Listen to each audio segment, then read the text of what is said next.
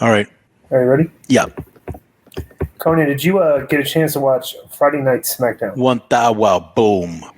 Joe, what was the numbers? Like 2.2 million or something like that, right? Joe? Yeah, I'm looking right now. The 2.2, yeah. Right. Slightly So the show, above. there's a little buzz on this because Logan Paul and Roman had a press conference on Thursday and announced that they were fighting in Crown Jewel. I just want to say one thing because you asked me this yesterday, and I know you're okay with it. You were like, "Oh, a lot of people are bitching about Logan Paul against Roman Reigns. I think it's okay because he's a good draw." I think my only problem with that is I just think it's too soon. I mean, you wouldn't really see anybody in UFC getting a title shot after 3 fights. You would not see anybody in AAA getting a title shot after 3 fights. Brock Lesnar didn't win the championship in UFC. Brock Lesnar what? Brock Lesnar two fights, and his third fight was for the championship, and he won. Right. That's an anomaly, bro. So's Logan Paul. No, I don't think. Here's my take on this. Is why, because you can get into the technicalities of like if this was a real sporting event, and no, it's not a real sporting event, but still within the parameters of our universe, anybody going up, especially you know how fickle the fans are. Oh, he's got to pay his dues. Why is he jumping in front of everybody? You know you're going to get that blowback. But as a promoter, you can't be listening to what the fans think because you'd be broke. Right. You know, I mean, the fans think they know best, but they really don't, and that's not an insult. So at the end of the day, they're trying to see who's going to get the most eyeballs on the prize. This guy's been proven to do it, but I don't know. And yes, he did have a good match. And especially when you account that, as you and I both know, wrestling's an art. It's not easy to learn. And for somebody to pick it up as fast as him and Pat McAfee did, who probably did it through osmosis like you did, because you said when you first started to train, you like naturally knew how to take bumps. You like naturally knew what you were doing, you know, because you've probably seen so much wrestling. Right. And so, you know, these guys probably too, you know, they're wrestling fans. And that's what makes, you know, because we've seen so many times they bring celebrities in and they have zero clue what the product is. And the fans know it and they shit on them. They get in the ring and they look like these guys like Bad Bunny and him and Pat McAfee said, I'm not going to get embarrassed like other guys have, you know, like Snoop Dogg and other. I'm going to go in and I'm going to train and I'm going to gain their respect, not just of the fans, but of the boys. And they did. He may be able to get a good match out of Roman. I just thought it was a little bit too quick, but go ahead. Well, like my thing is, bro, the WWE like is on a really good run of every pay-per-view they're doing is entertaining. Right. And it's like and I'm like almost every single show these guys were on, the celebrity characters have almost stole the show. So I'm let me ask you. Can I think it's going to be a spectacle. I think it's Can I ask you this question because you would know better than me? You know, like I told you know, the last time, this was probably like 2 weeks ago, and I doubt he's changed his mind. But like Billy now seems to be in the same camp as Vince, that like the shows suck. Why do they think they suck? Because they don't. Well, this is still like I could argue Raw was not that good this week. Like I said, well, there were too many distractions. That's for sure. It looked a lot very familiar to like previous shows, and a lot of long matches and stuff. But you know what they're doing was like the matches are good. They're not bad, right? But still, I'm not a fan of booking wise of I like a show that's busier. Like with this, right. No, I don't like. I'm like you, bro. I lose interest really quick because I've seen so many wrestling matches. I become very bored very quick, right? And that's what I do for a living. I watch wrestling, even like when I'm at work. You know, I'm in a monitor watching every match. But go ahead, Disco. Wouldn't you say it's possible or probable that Vince is just bad mouthing it because that's what he thinks his audience wants? I mean, how happy are the brand folks going to be if Vince starts coming on and going, geez, Raw was really good? You know, that's not what they want to hear. They want to hear him bury everything. Vince is very principled in, because he's been watching that show. He has to watch it, the 3-hour version, like live. And it's like, when you're watching it from that perspective, I think you're going to have a far more negative thing. When we can, like, I watch a show on tape, and I can fast forward to the stuff that I want to see. You know what I'm saying? So I'm not experiencing like the 3-hour experience. But what I am doing is like there's some stuff that I like that is being written well. But the fact that I am fast forwarding through a lot of content would lead you to, even though I'm saying the show's good, it's like, it can be really that it's not great. if I'm fast forwarding through stuff, like, you know what I'm saying, like that, I still think it's just everybody's subjective opinion. It's everybody's like, I am not a proponent of today's style of wrestling with the thigh slapping and stuff, everything, right? All right, but subjective opinion is one thing. Every opinion is subjective. But when you're saying something is bad when it isn't, I'm like, dude, I watched the show too. I thought it was brutal before. I didn't sit through 3 hours because you couldn't probably pay me enough. Maybe you could, but I don't know if I could sit through 3 hours with commercials and all that. So I would just watch the condensed version, which was actually the same show without commercials, and then it got so bad. You put me up to this and I was like, what a lifesaver. I started watching the condensed version. That was way better. Yeah. But now I can watch the whole show. Like I watch it on Mondays, but I just watch it without the commercials. Well, there's a lot of stuff that interests me more so than in the past. Like I said, Right. so like, and but I will say this is a perfect example, bro. Like everything is subjective and opinion wise. You got guys like Keller and these guys, like they're not fans of Cross. No. And I don't know how you can be watching his content on TV and think like, bro, these guys get like 2 minutes of content every week, and it's good stuff, So it's like but that's our opinion. Then you're gonna have it's like I don't know, Like I said, I'm not gonna. Who's the other guy that you said? Wade Keller and who? I don't think Meltzer's high. Meltzer. Yeah. Meltzer doesn't like him either. No. Or Alvarez. No. Really? Yeah. I'd love to get them on the show to explain that one. Well, they're big into. If you listen to Dave and Brian talk, I don't. Okay, I listen to some of their clips, the decent amount of their clips sometimes, right? Bro, they're always they think that the wrestling show is like just like all that really matters is the matches and how good the matches were. Right. It's which like is not true. They're very dismissive of almost all the booking on WWE. Okay, like they think everything's some of the stuff they like, but like they think a lot of the stuff sucks still, and like the wrestling's not that good, and like brother, they just think, and because when you focus on the in ring and the wrestling and stuff that you like and everything, you ignore like the things that are very interesting and good television. Like bro, they don't even. I think they just fast forward through the packages.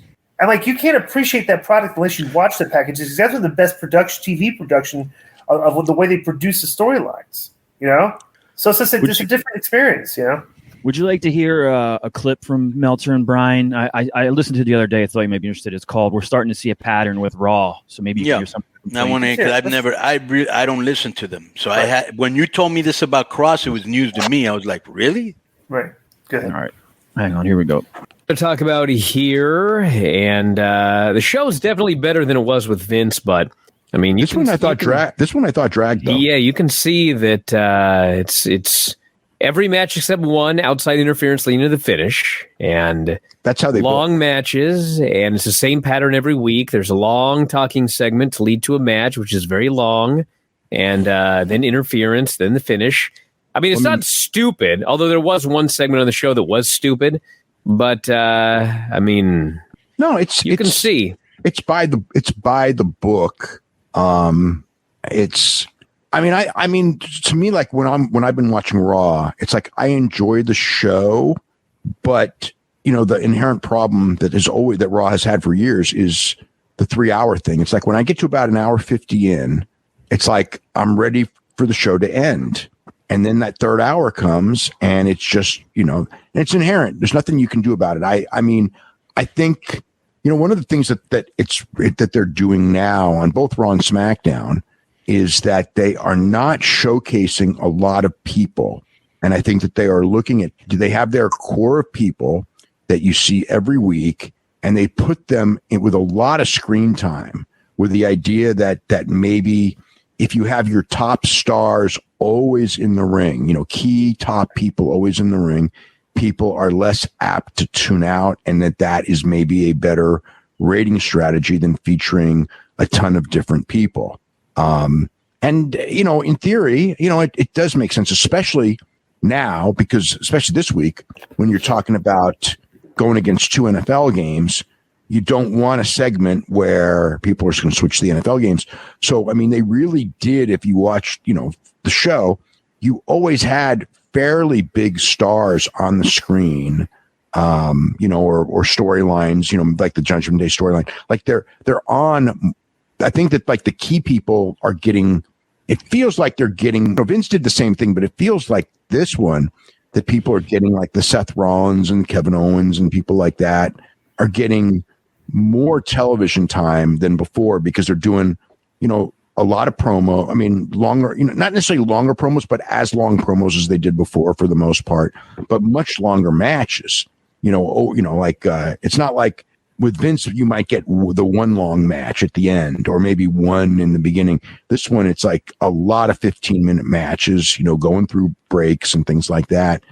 And, trying to, again, they got, that's, football is killer competition. And tonight was, worse than most with the two games going on simultaneously. So, you could see that as part of the strategy, and you still have to build. Okay. So let me I'm not disagreeing with him there at all. Okay, well, I am going to disagree a little bit with him. I'll tell you why.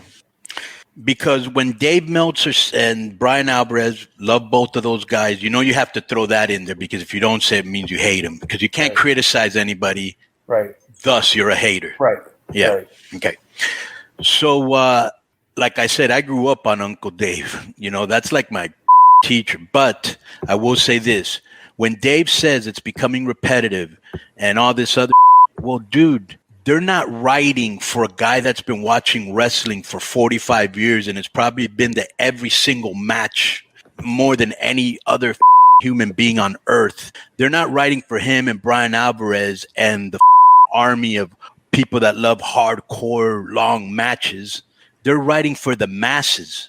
So to them, it's not repetitive. And maybe what happens to the fan that's only been watching wrestling less than 10 years or 15 years, and maybe to him it's not repetitive. So obviously he's not going to be writing to try to outsmart you and me and Disco, who have a clinical eye. It's like if you have a lot of money and you buy a Ferrari, you're probably not even going to, dude, I got a Ferrari. That's it. But a guy that's really into cars, he's probably going to be checking the injection system and all sorts of other things because he's a expert. So they're not writing for guys like us or for him. So I take that into perspective. The other thing is, if they're giving Seth Rollins and Kevin Owens more time, it's because they're the best performers on the show. Why wouldn't you give them more time? Because they can carry it instead of risking it with other people that may not be ready until they are ready. What I don't like is I'm not a real big fan like you of the long matches. And I think, like you said, there's a part of the Meltzer effect, where everybody thinks, the Japanese is the best because it looks the most realistic. I don't give a if the wrestling looks, I want it to look as believable as possible. But to me, getting a pop is much bigger than a long, good match or a really good promos, because you don't see those as much. Right. And everybody nowadays has good matches. So that would be what I would say to that. Well, plus two, he does make a good point. Is, bro, the strength of their roster is just like stronger than AEW's.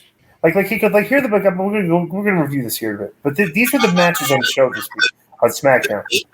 Ricochet versus Sami Zayn. What's that, Echo, Joe? I don't hear it. Yeah, we can hear something. Yeah. Yeah, can you hear that, Konnan? Yeah. It's like a distorted sound. Is that? Yeah. All right. So I'll say this. Okay. So you had Ricochet and Sami. You had Logan Paul, the Bloodline, Ricochet and Sami Zayn, Chad and Otis, and the Maximum Male Models with. Let's go over the show, but bro, it's like they don't have like everything. Like the cards for television are not bad wrestling cards. You know what I'm saying? Like you're getting some pretty decent, matchups. Bro, since Triple H took over, you can tell that you can still hear it. And since he took over, you can tell that match quality means a lot to him, because he probably got that from NXT. That's what they were known for, Right. So he probably said, if I ever take over, I'm going to have good matches on TV, which you should. Right. That's what I try to do, Right. Well, but they're just not long. Right. So what they're making, like I said, the people that think they're making the mistakes with the long matches are going to be more critical than the people that think like, okay, I know they're making mistakes with the long matches, but the matchups mean a lot. That they're building each match more than you like. Bro, the show used to be Well, this show was kind of like, the Monday night was like a little bit, guys would come out for an interview, another guy would come out for an interview, they'd talk forever, the GM would come out and go, I got a great idea, I want you guys to have a match right now. You know what I'm saying? And like that's to me the lazy booking element. But all the other stuff is like, there's just, or I'll tell you what was lazy. Build up for these, What was lazy was the build up, because you'd literally get stupid shit. Like a guy would walk into the locker room and go, "Where's my muffin?" And you'd see another guy with crumbs on his face. And he goes, "You and me in a match." You know, or the typical, the guy would come out, another guy would come out, he'd challenge him, and then the general manager would say, "Hey, wait, don't fight now. The main event will be," and you were like, "Dude, can you break this up just a little bit?" Right. You know? Yeah. So, and I hated the 50-50 booking, but I'll tell you what I'm hating right now, bro, and you've been seeing it for a couple of weeks now on both shows. All the interference and distractions, it's like they can't have clean finishes. Right. Yeah. They're running out of creative ways to do the finishes. Just beat the guy. Big deal.